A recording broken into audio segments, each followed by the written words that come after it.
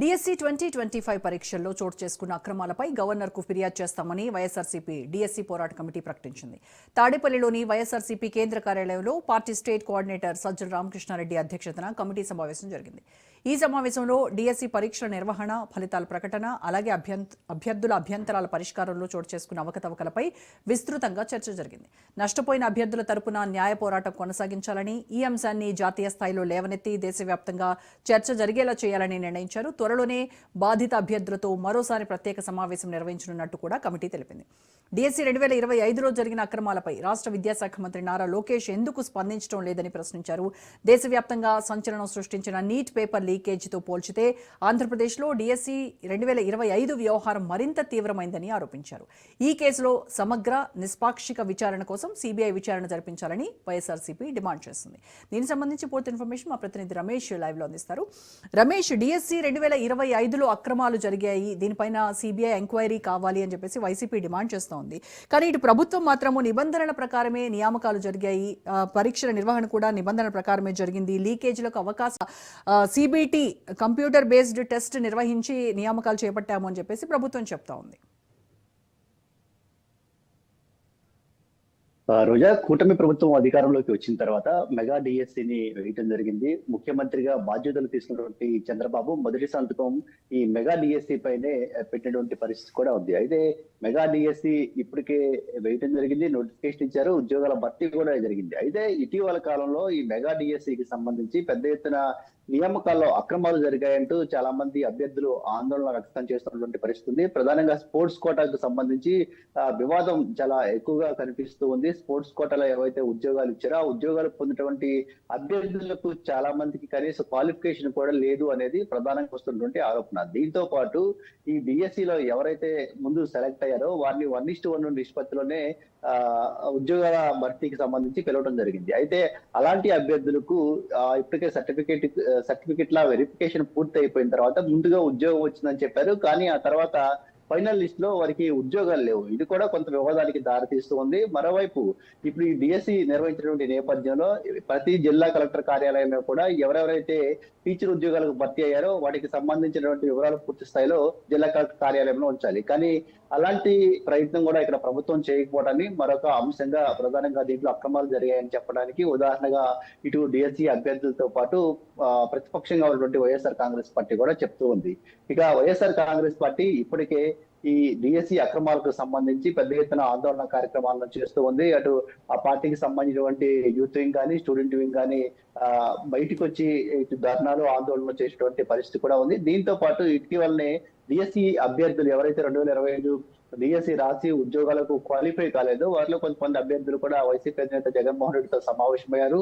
తమకు ఏ విధంగా ఈ మెగా డిఎస్సిలో అన్యాయం జరిగింది అనే అంశాలను కూడా జగన్మోహన్ రెడ్డి దృష్టికి కూడా తీసుకొచ్చారు. అంతేకాకుండా తమకు సాయం చేయాలంటూ న్యాయ పోరాటానికి సహకరించాలంటూ కూడా కోరినటువంటి పరిస్థితి కూడా ఉంది. అందుకు జగన్మోహన్ రెడ్డి కూడా సంసిద్ధత వ్యక్తం చేశారు. ఈ మెగా డిఎస్సికి సంబంధించి జరిగినటువంటి అక్రమాల పైన అధ్యయనం చేయడానికి ఒక కమిటీని ఏర్పాటు చేశారు. అంతేకాకుండా ఈ డిఎస్సి అభ్యర్థులు ఎవరైతే ఉన్నారో వారికి లీగల్ గా సపోర్ట్ చేసేందుకు ఒక లీగల్ టీమ్ ను కూడా ఏర్పాటు చేసినటువంటి పరిస్థితి ఉంది. ఇక ఈ రోజు ఈ DSC committee party state coordinator Sajjala రామకృష్ణారెడ్డితో కూడా సమావేశమైంది. ఈ సమావేశంలో కొన్ని కీలక నిర్ణయాలు కూడా తీసుకోవడం జరిగింది. వాటిలో ప్రధానమైనది రానువంటి రోజుల్లో రాష్ట్ర గవర్నర్ ని కూడా కలిసి ఈ మెగా డిఎస్సిలో జరిగినటువంటి అక్రమాలు ఏవైతే ఉన్నాయో ఆ అక్రమాలపైన విచారణ జరిపించాలని కోరాలని కూడా భావిస్తూ ఉన్నారు. దీంతో పాటు ఈ మెగా డిఎస్సికి సంబంధించి జరిగినటువంటి అక్రమాలపైన జాతీయ స్థాయిలో చర్చ జరగాలి అని కూడా వైఎస్ఆర్ కాంగ్రెస్ పార్టీ భావిస్తుంది. దీనికి సంబంధించి జాతీయ స్థాయిలో ఫిర్యాదులు చేసేందుకు కూడా సిద్ధమవుతుంది. అయితే జాతీయ స్థాయిలో ఎవరిని కలుస్తారో ఎవరికి ఫిర్యాదులు చేయబోతూ ఉన్నారో అనే అంశాలకు మాత్రం కొంత పార్టీ క్లారిటీ ఇవ్వాల్సి ఉంది. ఇక దీంతో పాటు ఇటీవల నీట్ పరీక్షకి సంబంధించి చూస్తే కూడా ఇప్పటికే నీట్ పరీక్ష పేపర్ లీకేజ్ వ్యవహారంతో దేశవ్యాప్తంగా పెద్ద ఎత్తున విద్యార్థులు ఆందోళన చెందుతున్నటువంటి పరిస్థితి కూడా ఉంది. ఇప్పుడు 2025 మెగా డిఎస్సి కూడా నీట్ పేపర్ లీకేజ్ తో పోలిస్తే దానికంటే చాలా పెద్ద విషయం అంటూ కూడా వైఎస్ఆర్ కాంగ్రెస్ పార్టీ చెప్తూ ఉన్నటువంటి పరిస్థితి కూడా ఉంది. కాబట్టి దేశ స్థాయిలో ఈ అంశాన్ని ఏ విధంగా ఫోకస్ చేయాలనే దానిపైన కూడా పార్టీ నేతలు అయితే దృష్టి పెట్టారని చెప్పుకోవచ్చు. ప్రధానంగా ఈ మెగా డిఎస్సి నిర్వహణకు సంబంధించి వైఎస్ఆర్ కాంగ్రెస్ పార్టీ మంత్రి నారా లోకేష్ ను టార్గెట్ చేస్తూ ఉంది. ఎందుకంటే నారా లోకేష్ విద్యాశాఖ మంత్రిగా ఉన్నారు. ఆయన మంత్రిగా ఉన్నటువంటి సమయంలోనే ఈ మెగా డిఎస్సికి సంబంధించి నోటిఫికేషన్ ఇవ్వడం కానీ ఉద్యోగాల భర్తీ కూడా చేసినటువంటి పరిస్థితి కూడా ఉంది. 16,000 పైగా టీచర్ పోస్టులతో మెగా డిఎస్సి వేశామంటూ కూటమి ప్రభుత్వం చాలా గొప్పగా చెప్తున్నటువంటి పరిస్థితి కూడా ఉంది. కాబట్టి ఇప్పుడు ఈ మెగా డిఎస్సిలో అక్రమాలు బయటకు వచ్చినటువంటి నేపథ్యంలో మంత్రి నారా లోకేష్ తన పదవికి రాజీనామా చేయాలంటూ వైఎస్ఆర్ కాంగ్రెస్ పార్టీ నేతలు డిమాండ్ చేస్తున్నారు. దీంతో పాటు ఈ డిఎస్సికి సంబంధించి పూర్తి స్థాయిలో వాస్తవాలు బయటికి రావాలంటే సిబిఐ చేత విచారణ జరిపించాలనే ఒక డిమాండ్ కూడా వైఎస్ఆర్ కాంగ్రెస్ పార్టీ నేతలు ఇప్పటికే చేస్తూ ఉన్నారు. రానున్నటువంటి రోజుల్లో ఈ అంశానికి సంబంధించి కూడా పెద్ద ఎత్తున తమ వాణిని వినిపించేందుకు కూడా వైఎస్ఆర్ కాంగ్రెస్ పార్టీ సిద్ధమవుతుంది. మెగా డిఎస్సి ఏదైతే టీచర్ పోస్టుల భర్తీ సందర్భంగా ఎవరైతే డిఎస్సికి సెలెక్ట్ అయ్యి ఉద్యోగాలు రాలేదు, ఆయా అభ్యర్థులు కొన్ని అభ్యంతరాలను ప్రభుత్వం దృష్టికి తీసుకెళ్లే ప్రయత్నం చేశారు. ఆ అభ్యంతరాలను కూడా ప్రభుత్వం పట్టించుకోవడం లేదంటూ కూడా ఆరోపణలు వస్తూ ఉన్నాయి. దీంతో పాటు కొంతమంది అభ్యర్థులు కోర్టులకు వెళ్లారు. కోర్టులకు వెళ్లి అట్లా తమకు న్యాయం చేయాలని కోరినటువంటి పరిస్థితి కూడా ఉంది. కోర్టుల నుంచి కూడా ప్రభుత్వానికి అసలు మెగా డిఎస్సికి సంబంధించింది ఏం జరిగింది, ఏంటి అధికారులకు సమాచారం తెప్పించుకునే ప్రయత్నం కోర్టులు చేసినప్పటికీ, కోర్టులు కొన్ని డైరెక్షన్స్ ఇచ్చినప్పటికీ కూడా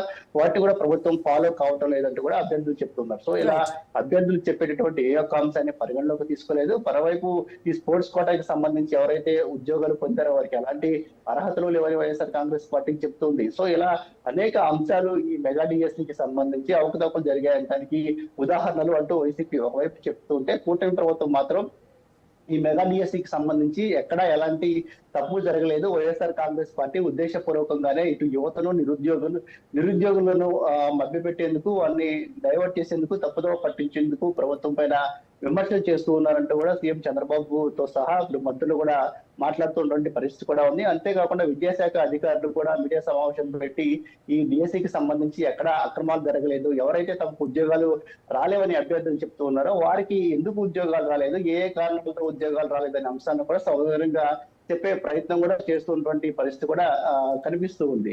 ఇక మంత్రి నారా లోకేష్ కూడా గతంలో దీనికి సంబంధించి మాట్లాడారు. జగన్మోహన్ రెడ్డి మీరు ఎంత ఇచ్చినా ఇంకో డిఎస్సి ఇస్తాము, నిరుద్యోగ యువతకు ఉద్యోగాలు కల్పిస్తామని చెప్తున్నారు. దీనికి తోడు ఇప్పుడు ఈ డిఎస్సికి సంబంధించి ఎవరైతే తప్పుడు ప్రచారం చేస్తూ ఉన్నారో వారిపైన కూడా క్రిమినల్ కేసులు నమోదు చేయాలని కూడా ప్రభుత్వం భావిస్తూ ఉంది. మొత్తంగా చూస్తే మాత్రం ఈ డిఎస్సి వ్యవహారం అనేది ఇప్పుడు రాజకీయంగా అటు అధికార ప్రతిపక్షాలకు మధ్య విమర్శలు ప్రతి విమర్శలు చేసుకోవడానికి ఒక అస్త్రంగా మారింది. వైఎస్ఆర్ కాంగ్రెస్ పార్టీ ఈ అంశాన్ని టార్గెట్ చేస్తూ కూటమి ప్రభుత్వాన్ని టార్గెట్ చేసే ప్రయత్నం కూడా చేస్తుంది. మంత్రి నారా లోకేష్ రాజీనామా కావచ్చు, లేదంటే ప్రభుత్వ వైఫల్యాలను ప్రజల్లోకి తీసుకెళ్లే క్రమంలో ఇదొక అంశాన్ని కూడా తనకు అనుకూలంగా మలుచుకునే ప్రయత్నం చేస్తుంది. అందులో భాగంగానే దీనిపైన పెద్ద ఎత్తున పోరాటం చేయాలని కూడా నిర్ణయించింది. రోజా.